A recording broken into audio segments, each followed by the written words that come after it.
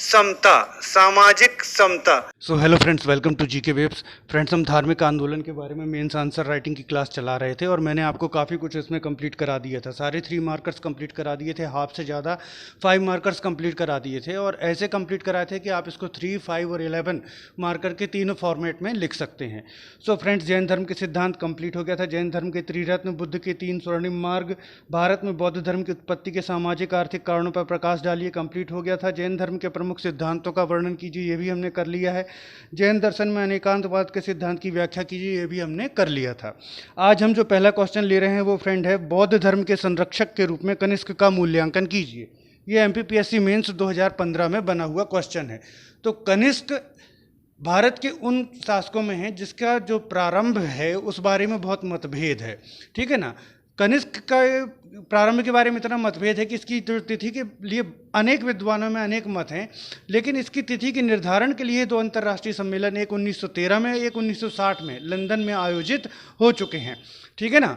तो कनिष्क का जो साम्राज्य था वो भी कई मायनों में जो था वो थोड़ा सा डिफरेंट था। हम देख लेते हैं किस तरीके से कनिष्क का साम्राज्य डिफरेंट था। कनिष्क भारत के एक महान प्रतापी शासकों में से एक है जिसने एक विशाल साम्राज्य की स्थापना की, लेकिन इसका साम्राज्य जो था वो इस मायनों में भिन्न था कि जहां भारत के जो मुख्य शासक हैं उन्होंने हिंदुकुश पर्वत और जो आपका हिंदुकुश पर्वत और सिंधु नदी को जो अपना साम्राज्य की सीमा बनाने की कोशिश की, वहीं कनिष्क ने जो आपका है वो मध्य एशिया तक अपना जो यहाँ पर चल नहीं रहा है ये मार्कर, है ना, इसलिए थोड़ा सा, तो मध्य एशिया तक अपना साम्राज्य विस्तृत करने के प्रयास किए।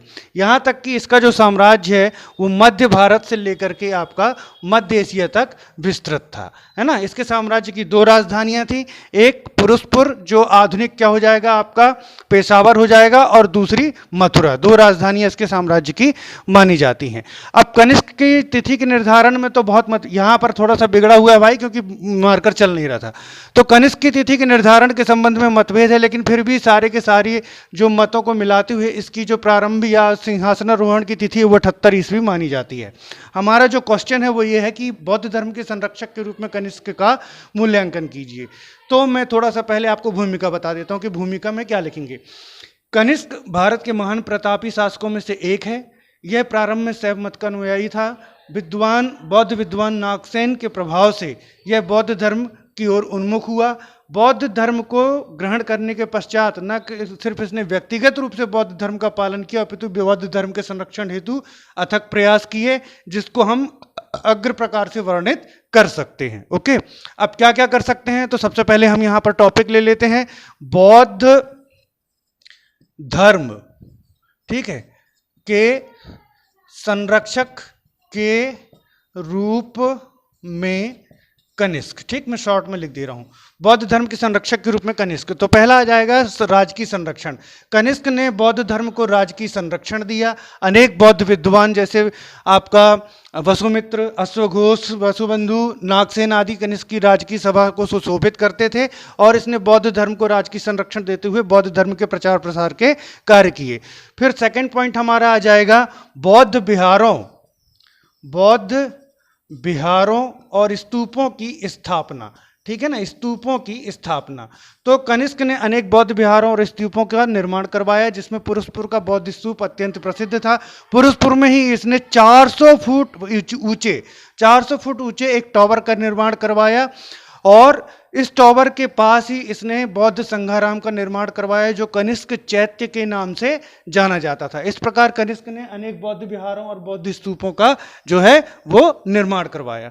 फिर नेक्स्ट पॉइंट हमारा आ जाएगा चतुर्थ बौद्ध संगीति।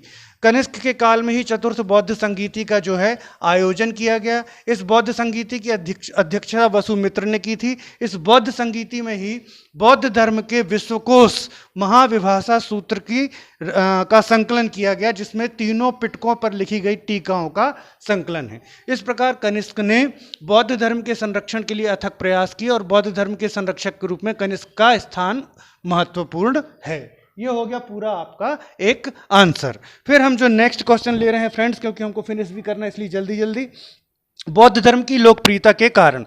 तो बौद्ध धर्म इतना लोकप्रिय क्यों हुआ, इसके कारण। तो बौद्ध धर्म की लोकप्रियता के कारण बौद्ध धर्म की लोकप्रियता, है ना, कारण। ठीक, ये हमने यहां पर ले लिया। तो 6ठी शताब्दी ईसा पूर्व में वैदिक धर्म अत्यधिक जटिल, कर्मकांड युक्त और अपव्ययकारी हो गया था। ऐसे में वैदिक धर्म की प्रतिक्रिया स्वरूप अनेक जो मत हैं उनका प्रादुर्भाव हुआ। इसमें जो है बौद्ध मत शीघ्र ही अत्यंत लोकप्रिय हो गया। ठीक, क्या हुई भूमिका हमारी कि 6ठी शताब्दी ईसा पूर्व वैदिक धर्म अत्यधिक अपव्ययकारी, कर्मकांड युक्त और सामाजिक भेदभाव वाला और जटिल स्वरूप का हो गया था। इसकी प्रतिक्रिया स्वरूप अनेक मतों का उदय हुआ जिसमें बौद्ध धर्म प्रमुख था और यह शीघ्र ही अधिक लोकप्रिय हो गया। इसकी लोकप्रियता के प्रमुख कारण निम्न थे। तो पहला क्या जाएगा? व्यक्तित्व। किसका? महात्मा बुद्ध का। महात्मा बुद्ध का व्यक्तित्व अत्यधिक प्रभावशाली था। कठोर तप के पश्चात उन्होंने ज्ञान प्राप्ति की थी और अपने व्यक्तित्व से वो लोगों को प्रभावित करने में सक्षम हुए। फलस्वरूप जो बौद्ध धर्म है अनेक लोगों ने ग्रहण किया। फिर दूसरा पॉइंट जो आ जाएगा आपका, दूसरा संघीय व्यवस्था। संघीय व्यवस्था, तो महात्मा बुद्ध ने बौद्ध धर्म के लिए संघों की स्थापना की और ये संघ बौद्ध धर्म के प्रचार प्रसार के लिए अत्यधिक उपयोगी सिद्ध हुए। थर्ड पॉइंट जो हमारा आ जाएगा वो आ जाएगा जनतांत्रिक व्यवस्था। जनतांत्रिक व्यवस्था, तो बौद्ध संघों में जनतांत्रिक व्यवस्था थी जिसके कारण संघ लोकप्रिय हो गए। अधिक से अधिक लोगों ने संघों में प्रवेश लेना प्रारंभ कर दिया। नेक्स्ट पॉइंट जो हमारा आ जाएगा वो आ जाएगा राजकीय संरक्षण। तो महात्मा बुद्ध और बौद्ध धर्म को अनेक राज्यों का संरक्षण प्राप्त हुआ। बिंबिसार, प्रसेनजित जैसे लोगों ने महात्मा बुद्ध को संरक्षण दिया। उदयन प्रारंभ में इसका विरोधी था लेकिन वो भी शीघ्र ही क्या हो गया? महात्मा बुद्ध का जो है अनुयायी बन गया। तो राजकीय संरक्षण के फलस्वरूप क्या हो गया? बौद्ध धर्म के प्रचार प्रसार में बहुत सहायता प्राप्त हुई। राजकीय धर्म संरक्षण प्राप्त होने से बौद्ध धर्म का प्रचार प्रसार में अत्यधिक सहायता प्राप्त हुई। फिर नेक्स्ट आ जाएगा जन सामान्य की भाषा। जनसामान्य की भाषा, ओके। तो वैदिक धर्म मुख्यतः संस्कृत पर का प्रयोग करता था। संस्कृत आम जन की भाषा ना होकर के विद्वानों की भाषा थी, इसलिए आम जन को जो वैदिक धर्म के उपदेश हैं वो कम समझ में आते थे। इसके विपरीत महात्मा बुद्ध ने संस्कृत को त्याग करके जनसामान्य की भाषा पाली में अपने उपदेश दिए जो जनसामान्य तक आसानी से पहुँचे। जनसामान्य ने उनको आसानी से ग्रहण किया और बौद्ध धर्म लोकप्रिय हुआ। ठीक है ना, तो ये हो जाएगा आपका जनसामान्य की भाषा। फिर आपका आ जाएगा सामाजिक समता। तो वैदिक धर्म अत्यधिक जटिल हो चुका था जिसमें वर्ण व्यवस्था और जाति व्यवस्था अपने विकृत स्वरूप में विद्यमान हो चुकी थी। ऐसे में सामाजिक पायदान में निम्न स्थिति वाले लोग जो थे वो बौद्ध धर्म की ओर उन्मुख हुए और उन्होंने बौद्ध धर्म को अपनाया। तो ये हो जाएगा सामाजिक समता। फिर लोकोपकारी भावना, ठीक है ना।